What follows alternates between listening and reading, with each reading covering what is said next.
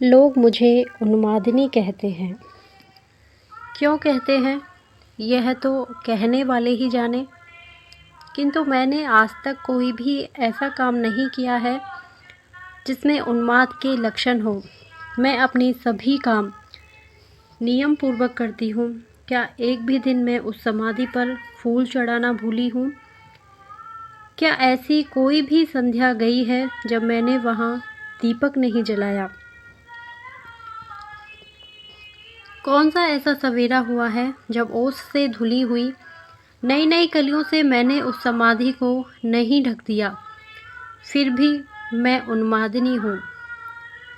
यदि अपने किसी आत्मीय के सच्चे और निस्वार्थ प्रेम को समझने और उसके मूल्य करने को ही उन्माद कहते हैं, तो ईश्वर ऐसा उन्माद सभी को दे। क्या कहा? वह मेरा कौन था? यह तो मैं भी नहीं कह सकती, पर कोई था अवश्य, और ऐसा था मेरे इतने निकट था कि आज वह समाधि में सोया है और मैं बावली की तरह उसके आसपास फेरी देती हूँ। उसकी और मेरी कहानी भिन्न भिन्न तो नहीं है, जो कुछ है यही है। सुनो। बचपन से ही मुझे कहानी सुनने का शौक़ था। मैं बहुत सी कहानियाँ सुना करती और मुझे उनका वह भाग बहुत ही प्रिय लगता जहाँ किसी युवक की वीरता का वर्णन होता। मैंने वीरता की परिभाषा अपनी अलग ही बना ली थी। यदि कोई युवक किसी शेर को भी मार डाले तो मुझे वह वीर न मालूम होता। मेरा हृदय सुनकर उछलने न लगता। किंतु यदि किसी युवती को बचाने के लिए वह किसी कुत्ते की टांग ही क्यों ना तोड़ दे तो मुझे बड़ा बहादुर मालूम होता। मेरा हृदय प्रसन्नता से उछलने लगता। पहले उदाहरण में स्वार्थता, क्रूरता थी और थी नीरसता। उसके विपरीत दूसरे उदाहरण में एक तरफ थी भयत्रस्त हरिणी की तरह दो आँखें और हृदय से उठने वाली अमोघ प्रार्थना, और दूसरी ओर थी रक्षा करने की स्फूर्ति, वीर प्रमाणित होने की पवित्र आकांक्षा और विजय की लालसा। इन सब के ऊपर स्नेह का मधुर आवरण था जो इस चित्र को और भी सुंदर बना रहा था। कहानी प्रेम ने मेरे हृदय को एक काल्पनिक कहानी की नायिका बनने की आतुरता में उड़ना सिखला दिया था। जवानी आई और उसी के साथ मेरी कहानी की आशा भी। यूँ तो शीशे में अपना मुंह रोज ही देखा जाता है, परंतु आँखें कभी कभी केवल अपने को ही देखती रह जाती हैं। गहरे अंधेरे में बंद हृदय भी कदाचित अपना स्वरूप दर्पण में देखने के लिए मचलने लगता है, आँखों से लड़ जाता है और उसकी सौंदर्य समाधि को तोड़ देता है। मैंने सुना है कि एक समय ऐसा आता है जब कुरूप से कुरूप व्यक्ति भी अपने को सुंदर समझने लगता है। फिर मैं तो सुंदरी थी ही। बचपन में माँ मुझे प्यार से मेरी सोना, मेरी हीरा, मेरी चाँद कहा करती थी। बड़ी होने पर एक दिन कलूटे कुंदन ने मुझसे लड़ाई में कह दिया कि हम तुम्हारी सरीखा गोरा गोरा मुँह कहाँ से लावें। बेचारा कुंदन क्या जाने कि उसने इन शब्दों में कौन सा जादू फूंक दिया कि फिर मैं उससे लड़ ना सकी। इस बात के उत्तर में उसे पत्थर फेंककर मार ना सकी। मैंने अंदर जाकर दर्पण के सामने खड़ी होकर कुंदन के मुंह से अपने मुंह की तुलना अवश्य की थी। सचमुच मेरा मुंह बहुत गोरा है, परंतु कुंदन भी तो काला ना था, सांवला था, और मुझे सांवले पुरुष ही अच्छे लगते थे। बचपन में अनेक बार राधा कृष्ण की कहानी सुनते सुनते मैं भी अपने को राधा रानी समझने लगी थी, और कृष्ण बहुत तलाश करने पर भी सिवा कुंदन के और कोई ना मिलता। कुंदन बांसुरी भी बजाता था और सांवला भी था। फिर भला मेरा कृष्ण सिवा कुंदन के और हो ही कौन सकता था। युवती होने पर मेरे विवाह की चर्चा स्वाभाविक थी। मैंने सुन रखा था कि विवाह कुछ चक्कर लगाकर होता है और एक अपरिचित व्यक्ति उन्हीं कुछ चक्करों के बाद लड़की को अपने साथ लिवा ले जाता है। किंतु मुझे तो विवाह के चक्करों में वे चक्कर अधिक रुचते थे जो कभी कभी मैं कुंदन के लिए और प्राय कुंदन मेरे लिए लगाया करता था। मैं चाहती तो यही थी कि मुझे अब और किसी के साथ चक्कर न लगाने पड़े। मैं तथा कुंदन दोनों ने मिलकर जितने चक्कर लगाए हमारी जीवन यात्रा के लिए उतने ही पर्याप्त हैं। किंतु पिताजी तो चिट्ठी पत्री से कुछ और ही तय कर रहे थे। सुना कि कोई इंग्लैंड से लौटे हुए इंजीनियर हैं। उनके साथ पिताजी मुझे जीवन भर के लिए बांध देना चाहते हैं। सोचा मुझे कौन सी इमारत खड़ी करवानी है या कौन सा पुल तैयार करवाना है जो पिताजी ने इंजीनियर तलाश किया। मेरे जीवन के थोड़े से दिन तो कुंदन के ही साथ हंसते खेलते बीत जाते, किंतु वहाँ मेरी कौन सुनता था। परिणाम यह हुआ कि यहाँ इतने चक्कर लगाकर भी मेरे ऊपर कुंदन का कुछ अधिकार न हो पाया और इंजीनियर साहब ने, जिनसे न मेरी कभी की जान थी न पहचान थी, मेरे साथ केवल 7 चक्कर लगाए और मैं उनकी हो गई। इधर मेरा विवाह हो रहा था और उधर कुंदन बीए की परीक्षा दे रहा था। सुना कि कुंदन परीक्षा भवन में बेहोश हो गया। आह, बेचारा एक ही साथ 2-2 परीक्षाओं में बैठा भी तो था। विवाह की आड़ में न जाने कितने मित्र और रिश्तेदारों की जमघट में मेरी उत्सुक आंखें सदा कुंदन को खोजती रहती, किंतु इन 3-4 दिनों में वह मुझे एक दिन भी न दिखा। विदा के दिन तो मेरे धैर्य का बांध टूट गया। कुंदन की बहन से मैंने पूछा, मालूम हुआ कि वह कई दिनों से बीमार है। अब क्या करती। हृदय में एक पीड़ा छिपाए हुए मैं विदा हुई, स्टेशन पर पहुंची। व्याकुलता असंभव को भी संभव बनाने की उधेड़-बुन में रहती है। मैं जानती थी कि बीमार कुंदन स्टेशन नहीं आ सकता, फिर भी आंखें चारों तरफ किसी को खोज रही थी। इधर ट्रेन ने चलने की सीटी दे दी, उधर गेट की तरफ से कोई तेजी से आता हुआ दिखा। आंखों ने कहा कुंदन है, हृदय ने समर्थन दिया, किंतु मस्तिष्क ने विरोध किया। वह बीमार है, भला स्टेशन पर कैसे आएगा। पर वह मेरा कुंदन ही था। उसकी आंखों में निराशाजनक उन्माद, चेहरे पर विषाद की गहरी छाया और होठों पर वही स्वाभाविक मुस्कुराहट थी। सिर के बिखरे हुए रूखे बालों ने पूरा माथा ढक रखा था। मैं चिल्ला उठी, कुंदन। इतनी देर बाद पास ही बैठी हुई नाइन ने मेरा मुंह बंद कर दिया। बोली, चिल्लाओ मत बेटी, बाराती सुनेंगे तो क्या कहेंगे। अब मुझे होश आया कि मैं कहीं जा रही हूँ, अपनी कुंदन से बहुत दूर, बहुत दूर। कटे वृक्ष की तरह मैं बेंच पर गिर पड़ी। हृदय जैसे डूबने लगा। ट्रेन चल पड़ी। जब मनुष्य के प्रति मनुष्य की ही सहानुभूति कम देखने में आती है, तब भला इस जड़ पदार्थ रेलगाड़ी को मुझसे क्या सहानुभूति हो सकती थी। उसने मुझे कुंदन से 2 बातें भी न करने दी और छुक छुक कर हवा के साथ उड़ चली।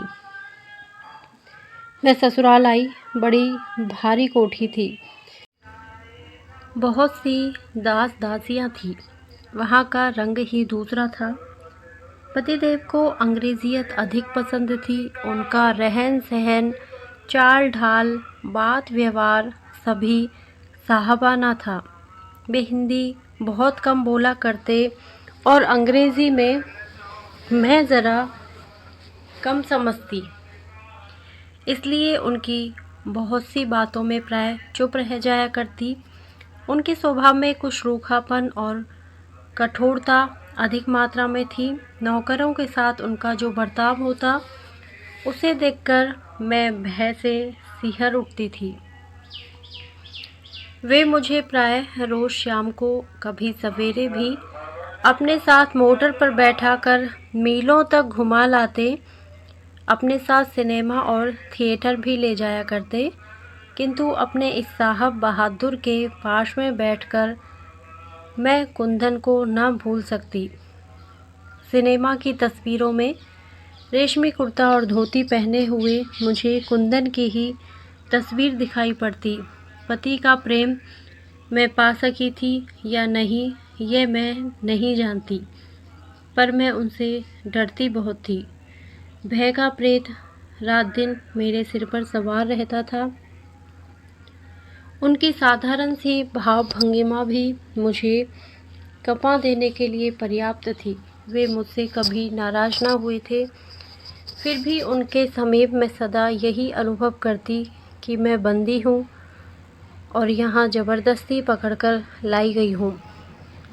इस ऐश्वर्य की चकाचौंध और विभूतियों के साम्राज्य में भी मैं अपने बाल सखा कुंदन को ना भूल सकी। मैके की स्वच्छंद वायु में कुंदन के साथ खेलना, लड़ना, झगड़ना और उसकी बांसुरी की ध्वनि मुझे भुलाए से भी न भूलती थी। क्षण भर का भी एकांत पाते ही बचपन की सुनहली स्मृतियाँ साकार होकर मेरी आँखों के सामने फिरने लगती। जी चाहता कि इस लोक लज्जा की जंजीर को तोड़कर मैं मैके चली जाऊं, किंतु इसी बीच छोटे भाई के पत्र से मुझे मालूम हुआ कि कुंदन घर छोड़कर न जाने कहाँ चला गया है। उसका कहीं पता नहीं। इसलिए मेरी कुछ कुछ यह धारणा हो गई कि अब इस जीवन के कैद खाने से निकलकर भी कदाचित मैं कुंदन को देख न सकूंगी। मैके जाने की भी अब मुझे उत्सुकता न थी। अब तो किसी प्रकार अपने दिन काटने थे। न तो जीवन से ही कुछ आकर्षण था और न किसी के प्रति किसी तरह का अनुराग ही शेष रह गया था। पर काठ की पुतली की तरह सास और पति की आज्ञाओं का पालन करती हुई नियम से खाती पीती थी, स्नान और श्रृंगार करती थी और भी जो कुछ उनकी आज्ञा होती उसका पालन करती।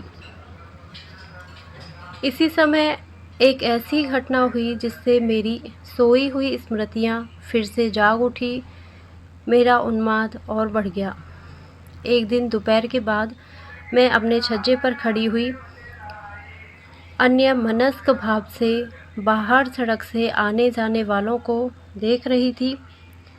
सहसा सामने से कपड़ा बेचता हुआ, कुछ कपड़े स्वयं कंधे पर धरे हुए, कुछ नौकर के सिर पर रखवाए हुए मुझे कुंदन दिखाई पड़ा। विश्वास न हुआ, परंतु आंखें खुली थी। मैं सपना नहीं देख रही थी। दौड़कर नीचे आई। आते ही ख्याल आया कि मेरे पैरों में तो मर्यादा की बेड़ियां पड़ी हैं।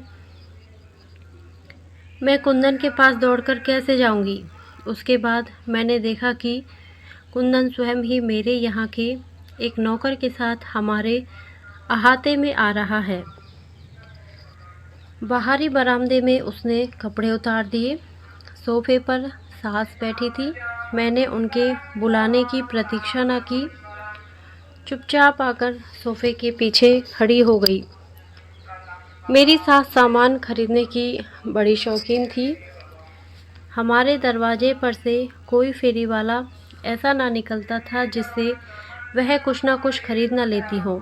सास की इस आदत की आज मैंने मुक्त हृदय से प्रशंसा की। यदि उन्हें सामान खरीदने का इतना शौक न होता तो शायद मैं इस कपड़े वाले कुंदन को इतने समीप से न देख पाती। मुझे अपने पीछे देखकर वह हंसकर बोली, बहू क्या लेना है? जो कुछ लेना हो अपने मन का पसंद कर लो। बेचारी सास क्या जानती थी कि कपड़ों से अधिक मुझे कपड़े वाला पसंद है। फिर भी उनके आग्रह से मैंने शांतिपुरी साड़ियाँ ले ली। उन्होंने भी अपने लिए कुछ साड़ियाँ खरीदी। उसे दाम देकर और कई तरह की साड़ियाँ लाने के लिए कहकर सास ने उसे विदा किया। कुंदन में बड़ा परिवर्तन था। अब वह बहुत दुबला और अधिक सांवला हो गया था। चेहरे पर वह लालिमा न थी, किंतु वही मनस्विता और तेज टपक रहा था जो पहले था। इस घटना को करीब 1 महीना बीत गया। लगातार प्रतीक्षा करते रहने के बावजूद मैं कुंदन को ना देख सकी। जेठ का महीना था। बगीचे का एक माली छुट्टी पर गया था। बूढ़ा माली एक मेहनती आदमी की तलाश में था। 4 बजे तक घर में बंद रहकर गर्मी के कारण घबराकर मैं अपनी सास के साथ बगीचे में चली गई। वहीं बगीचे में मौल सिरी की घनी छाया में चबूतरे पर मैं सास के साथ बैठी थी। बार बार यही सोचती कि कुंदन कहाँ चला गया, कपड़ा लेकर फिर क्यों नहीं आया, बीमार तो नहीं पड़ गया, और अगर बीमार हो गया तो उसकी देखभाल कौन करता होगा। मेरी आंखों में आंसू आ गए। इसी समय पीछे से आकर बूढ़े माली ने कहा, सरकार, यह एक आदमी है जो माली का काम कर सकता है, हुक्म हो तो रख लिया जाए। मैंने मुड़कर देखा तो सहसा विश्वास न हुआ।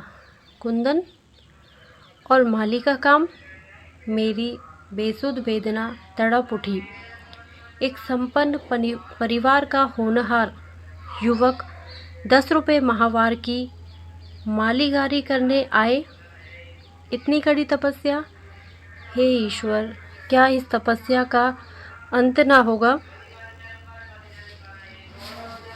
10 रुपये माहवार पर कुंदन बगीचे में माली का काम करने लगा।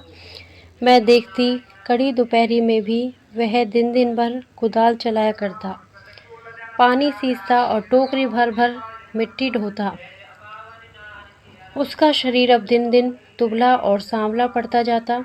उसके स्वभाव में कितनी नवाबी थी, वह मेहनत के काम से कितना बचता था, मुझसे छिपा न था, किंतु अब वह कितना परिश्रम कर रहा है। मुझे चिंता रहती थी कि उसका सुकुमार शरीर इस कठिन परिश्रम को सह न सकेगा। मैं चाहती थी कि किसी प्रकार उसे रोक दूं, यह काम वह छोड़ दे, परंतु कैसे रोकती। उससे बात करने की मुझे इजाज़त ही कहाँ थी। पहले की अपेक्षा अब मैं बगीचे में अधिक आने जाने लगी। पहले आने जाने पर किसी ने ध्यान न दिया, किंतु कुछ ही दिनों बाद टीका टिप्पणी होने लगी। बाद में रुकावट भी पड़ने लगी, जिसका परिणाम यह हुआ कि अब शाम सुबह छोड़कर मैं प्राय दोपहर को जाने लगी। कुंदन से 2 मिनट बात करने का मैं अवसर खोजा करती थी, किंतु मेरे पीछे भी लोग जासूस की तरह रहते थे। मैं एकांत कभी ना पाती और सबके सामने उससे बात करने का साहस ना होता। कभी कभी मैं उसके नज़दीक भी पहुंच जाती तो भी वह मेरी ओर आंख उठाकर ना देखता, मैं ही उसे देख लिया करती। अनेक बार जी चाहा कि आखिर कब तक ऐसा चलेगा। जाऊं, उसकी कुदाल छीनकर फेंक दूं और उसे अपने साथ लिवा लाऊं। अब उसकी तपस्या आवश्यकता से अधिक हो चुकी है। उसे अब मेरे निकट रहकर मेरे स्नेह की शीतल छाया में विश्राम करना चाहिए। उस दिन बड़ी गर्मी थी। बंद कमरे में पंखा और खस की टट्टियों के भीतर से मैं उस गर्मी का अंदाज न लगा सकती थी। नींद नहीं आ रही थी। न जाने क्यों एक प्रकार की बेचैनी से मैं अत्यंत अस्थिर सी थी। उठी, खिड़की खोलकर बाहर निकली। पंखा खींचने वाली दासी ने रोका, बहू, इतनी गर्मी में भीतर से बाहर न जाओ, लू लग जाएगी। मैंने उसे हाथ के इशारे से चुप रहने के लिए कहा और बगीचे में पहुंची। कुंदन की कुदाल रुक गई। कुदाल को ज़मीन पर रखकर एक तरफ फेंककर उसने आश्चर्य से मेरी ओर देखा। मैंने कहा, कुंदन, तुम इतनी कड़ी तपस्या क्यों करते हो? तुम्हें इस प्रकार काम करते देखकर मुझे कष्ट नहीं होता? तुम्हारा शरीर इस मेहनत को सह सकेगा? तुम कहीं सुख से रहो तो मुझे भी शांति मिले। आखिर इस प्रकार जीवन को तपाने से क्या लाभ होगा? तुम तो मुझसे अधिक समझदार हो कुंदन। सारी करुणा सिमटकर कुंदन की आंखों में उतर आई। वह कुछ बोला नहीं, बोलता भी कैसे। उसी समय खांसता हुआ बूढ़ा माली अपनी कोठरी से बाहर आया और फिर उसे कुदाल उठा लेनी पड़ी। मेरा स्वास्थ्य दिन पर दिन गिरता जा रहा था। लोगों को संदेह था शायद मुझे टीबी हो गई है। पतिदेव मुझे भुवाली भेजने की तैयारी कर रहे थे, किंतु वे क्या जानते थे कि भुवाली से भी अधिक स्वास्थ्य लाभ मैं कुंदन के समीप केवल उसके सहवास से कर सकती हूँ। मेरी दवा तो कुंदन है।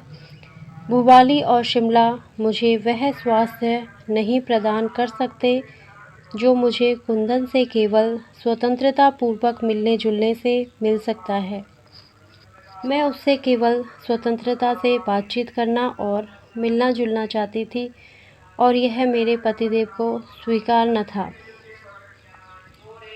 नौकरों को वे मिट्टी के ठीकरों से भी गया बीता समझते थे। 10 रुपये माहवार देने के बाद समझते थे कि उन नौकरों की आत्मा और शरीर दोनों को उन्होंने खरीद लिया है।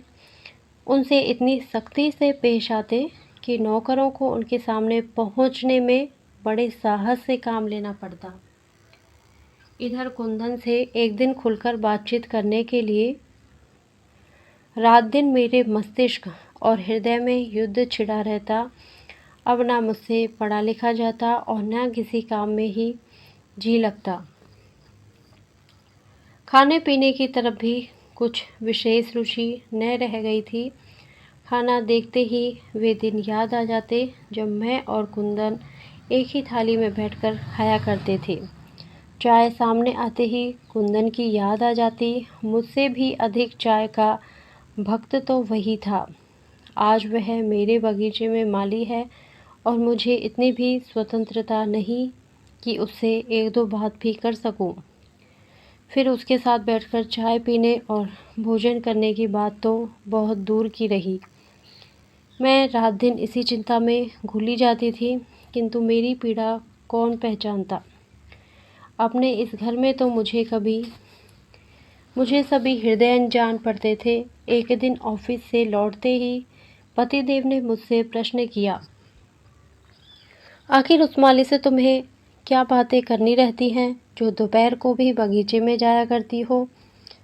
कितनी बार तुमसे कहा कि नौकरों से बातचीत करने की तुम्हें ज़रूरत नहीं है, पर तुम्हें मेरी बात याद रहे तब ना। इस बात भूल जाती हो कि तुम एक इंजीनियर की स्त्री हो। तुम्हें मेरी इज्जत का भी ख्याल रखना चाहिए। मैं कुछ ना बोली। बोलती भी क्या, मैंने चुप रहना ही उचित समझा। मुझे उससे क्या बातचीत करनी रहती है, मैं उन्हें क्या बतलाती।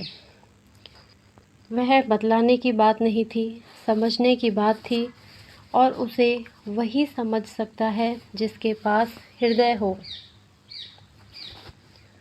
जिसके पास हृदय ही ना हो वह हृदय की बात क्या समझे। मेरी इस चुप्पी का अर्थ उन्होंने चाहे जो लगाया हो, किंतु उनकी इस बाधा से मुझे बड़ी वेदना हुई। कुंदन से 2-4 मिनट बात करके न तो मैं उनका कुछ बिगाड़ देती, न कुंदन को ही कुछ दे देती। फिर भी कुंदन से मिलने में उन्हें इतनी आपत्ति क्यों थी, कौन जाने।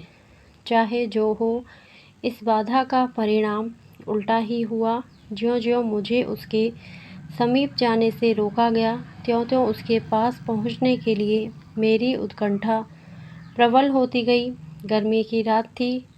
बगीचे में बेले इस प्रकार खिले थे जैसे आसमान में तारे फैले हों। मैंने उन्हीं बेलों के पास संगमरमर की बेंच पर बैठी थी। कई दिन हो गए थे कुंदन बगीचे में काम करता हुआ ना दिखा। वह कहाँ गया? काम करने क्यों नहीं आता? यद्यपि यह जानने के लिए मैं अत्यंत अस्थिर थी, फिर भी किसी से कुछ पूछने का मुझ में साहस न था। अत्यंत उद्विग्नता से मैं बगीचे में इधर-उधर टहलने लगी। टहलते टहलते मैं मालियों के क्वार्टर की तरफ निकल गई। दूर से कुंदन की कोठरी कई बार देखी थी, आज उस कोठरी के बहुत समीप पहुंच गई। कोठरी में प्रकाश तो न था, किंतु अंदर से कराने की आवाज़ साफ साफ सुनाई पड़ती थी। मैंने ध्यान से सुना, आवाज़ कुंदन की थी।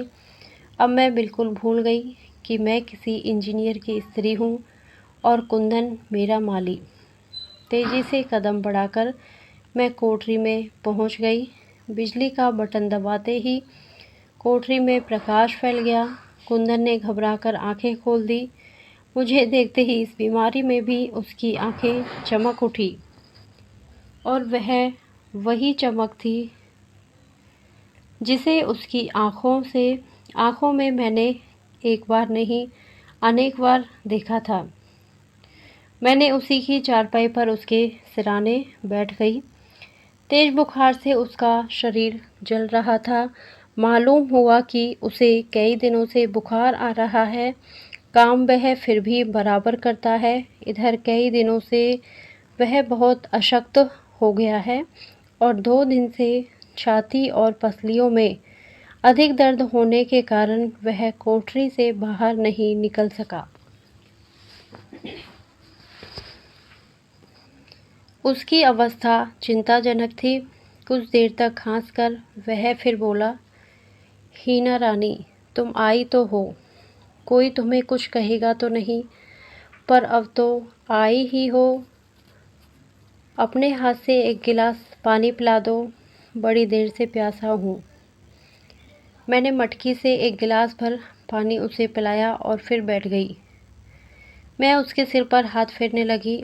रोकने पर भी मेरी आंखों से झड़ी रुकी नहीं, चलती रही और गला रुंधा जा रहा था। प्रयत्न करने पर भी मैं कुंदन से एक शब्द ना कह सकी। कुंदन ने अपने गरम गरम हाथों को नीचे झुकाकर मेरे पैरों को छू लिया और क्षीण स्वर में बोला, हीना रानी, घर जाओ, तुम्हें कोई यहाँ देख लेगा तो नाहक तुम पर कोई विपत्ति ना आ जाए, कहीं मेरा यह सुख भी ना छिन जाए। तुम्हारे समीप इस हालत में भी रहकर मैं एक प्रकार का सुख पाता हूँ। ठीक उसी समय पतिदेव ने कोठरी में प्रवेश किया। उन्होंने आग्ने नेत्रों से मेरी तरफ देखा, फिर कुछ बोले। क्या बोले मैं कुछ समझी नहीं। मैं उसी प्रकार कुंदन के सिर पर हाथ धरे बैठी रही। मेरी आत्मा ने कहा, मैंने कोई अपराध नहीं किया है। किसी बीमार की सेवा शुश्रूषा करना मनुष्य मात्र का धर्म है। फिर मृत्यु की घड़ियों को गिनते हुए उसकी नज़रों में अपने एक आश्रित और अपनी आँखों में अपने एक बाल सखा को यदि मैंने एक घूंट पानी पिला दिया तो क्या यह कोई अपराध कर डाला? किंतु मैं उसी क्षण कोठरी छोड़ के लिए बाध्य कर दी गई। मैं ऊपर आई तो अवश्य, किंतु मेरी अवस्था पागलों की तरह हो गई थी। रह रहकर कुंदन की रुग्ण मुखाकृति मेरी आंखों के सामने फिरने लगी। बार बार ऐसा मालूम होता कि कुंदन एक घूंट पानी के लिए चिल्ला रहा है। पतिदेव सोए थे, मैं भी एक तरफ पड़ी थी, पर मेरी आंखों में नींद कहाँ। उठी और छज्जे पर बेचैनी से टहलने लगी। बंगले के पास ही बिजली के खंभे के नीचे मैंने कुछ सफ़ेद सफ़ेद सा देखा। अज्ञात आशंका से मैं सिहर उठी। ध्यान से देखा, वह कुंदन था। कदाचित जीवन की अंतिम सांसें गिन रहा था। उस समय न तो कुल की मान प्रतिष्ठा का ध्यान रहा, न किसी के भय का, और न यही ध्यान रहा कि इतनी रात को लोग मुझे बाहर देखकर क्या कहेंगे। चौकीदार मेरी आज्ञा का उल्लंघन कैसे करता। फाटक खुलवाकर मैं बाहर निकल गई। पास पहुंचकर देखा, कुंदन ही था। आह, वही अपने माता पिता का दुलारा कुंदन, अपने मित्रों का प्यारा कुंदन, जिसका कुमलाया हुआ मुख देखकर कितने ही हृदय सहानुभूति से द्रवीभूत हो उठते, जिसके इंगित मात्र पर परिचालक वर्ग सेवा के लिए प्रस्तुत रहता था। आज वही कुंदन जीवन के अंतिम समय में अकेला और असहाय शून्य दृष्टि से आसमान की ओर देख रहा था। मुझे देखते ही जैसे उसमें कुछ शक्ति आ गई हो, वह क्षीण स्वर में बोल उठा, हीना रानी, अच्छा हुआ जो तुम आ गई। थोड़ा पानी पिला दो, मैं बहुत प्यासा हूँ। मैंने पानी के लिए चारों तरफ नज़र दौड़ाई। थोड़ी दूर पर नल तो था, पर बर्तन कोई न था जिससे मैं उसे पानी पिलाती। सोचा घर तक जाऊं, पर घर जाने का समय न था। नल पर से साड़ी का छोर भिगोकर लौटी, परंतु अब वह पानी मांगने वाला इस संसार में था ही कहाँ। बस मेरी या उसकी कहानी यही है। धन्यवाद। यदि आपको मेरा वीडियो पसंद आता है तो प्लीज़ इसे लाइक करें, शेयर करें और मेरे चैनल को सब्सक्राइब करें। Thank you.